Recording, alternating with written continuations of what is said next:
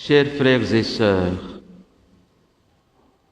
je voudrais avant tout présenter mes sincères condoléances aux membres de la famille de Maurice Mouta Wakilou Gligli Amorin, à ses enfants, à Hippolyta, à ses amis ici présents et ceux de la diaspora, à ses connaissances et à tous les membres des divers groupes de prière qu'il animait avec dévouement.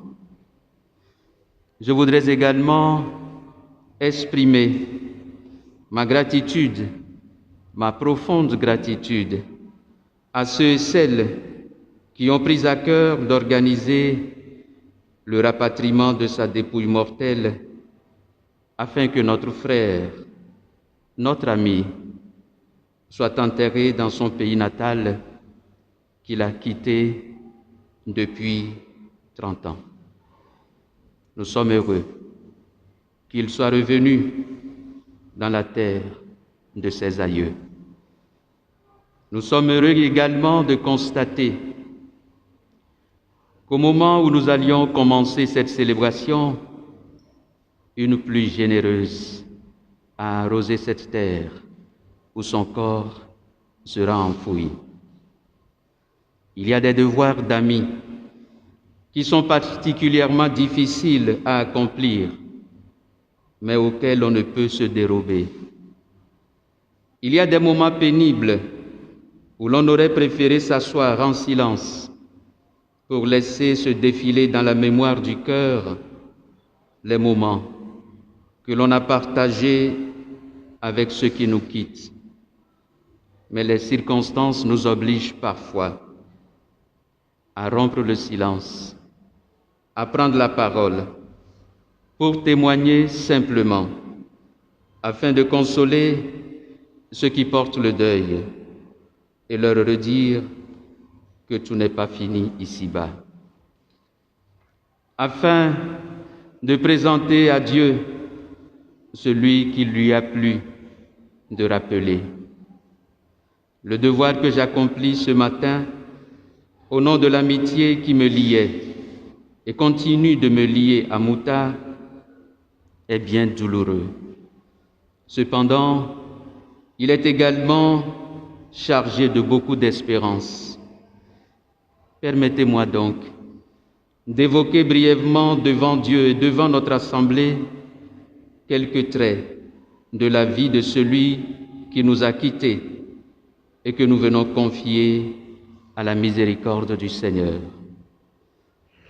Mouta était un homme d'une grande rigueur morale qui ne connaissait ni les demi-mesures, ni les nuances, ni les compromis. Sa radicalité lui donnait une passion et une fougue qu'il avait du mal à maîtriser.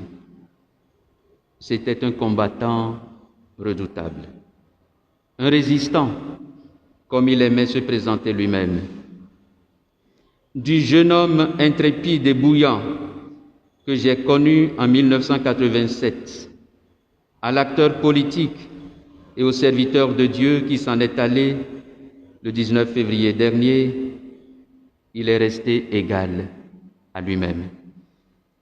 Mouta était un idéaliste convaincu qui rêvait d'un avenir différent pour notre pauvre Afrique, cette terre piétinée et bafouée depuis des siècles.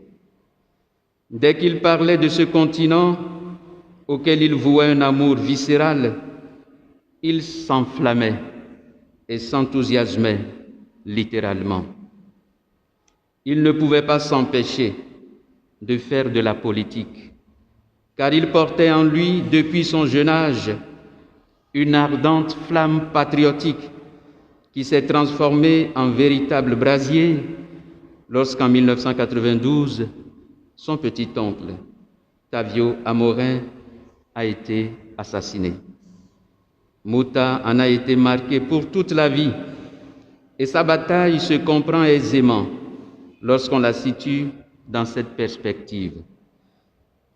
Mais nous ne nous sommes pas rassemblés ce matin pour parler de sa vie politique, qui lui a valu de nombreux amis, mais aussi des adversaires, comme cela se produit toujours en politique.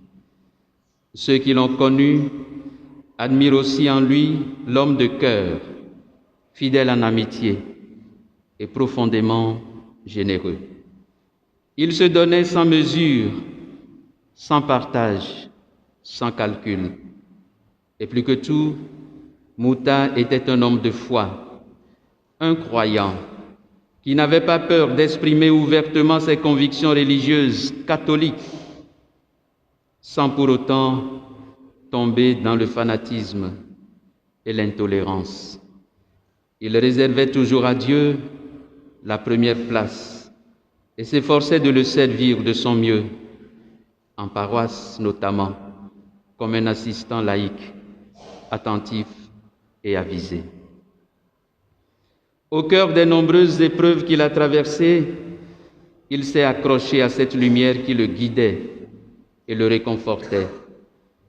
Si certains parmi vous sont ici ce matin, c'est parce qu'ils appartiennent à l'un ou l'autre des groupes de prière qu'il a créés sur les réseaux sociaux et qu'il animait avec beaucoup d'amour. Grâce à lui, beaucoup de personnes se sont rapprochées de Dieu et ont senti se rallumer en elles la joie de croire. De l'histoire de sa vie, je voudrais tirer 2 leçons importantes à la lumière des textes liturgiques que nous venons de proclamer. Avec Mouta, j'ai mieux compris que ce sont les épreuves qui vérifient la qualité de notre foi. L'apôtre Pierre nous l'a rappelé tout à l'heure en ces termes poignants. Je cite: « Exultez de joie, même s'il faut que vous soyez affligés, pour un peu de temps encore, par toutes sortes d'épreuves. Elles vérifieront la valeur de votre foi, qui a bien plus de prix que l'or. Cet or voué à disparaître est pourtant vérifié par le feu, afin que votre foi reçoive louange, gloire et honneur quand se révélera Jésus-Christ. » Fin de citation. Mouta a beaucoup souffert, mais il ne s'est jamais résigné. Il aurait pu se révolter contre Dieu en lui reprochant de ne lui avoir pas accordé une vie facile. Il ne l'a jamais fait, car à mesure qu'augmentaient ses épreuves, se renforçait également sa foi. Dans la prière qu'il m'a envoyée le 14 février à 4h30 du matin, une prière à laquelle certains d'entre vous ont participé, il disait ceci: « Les bien-aimés de Dieu, rendons grâce pour ce nouveau jour, pour cette nouvelle semaine. Nous souhaitons bonne fête de Saint-Valentin à ceux qui portent ce joli prénom et à tous les amoureux qui sourient en ce jour béni.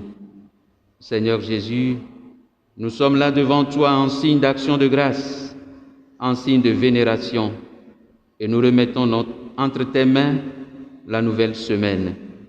Nous sommes heureux d'être tes frères et sœurs, et nous voulons apprendre de toi. » Puis, après avoir commenté l'évangile du jour, il conclut ainsi sa prière.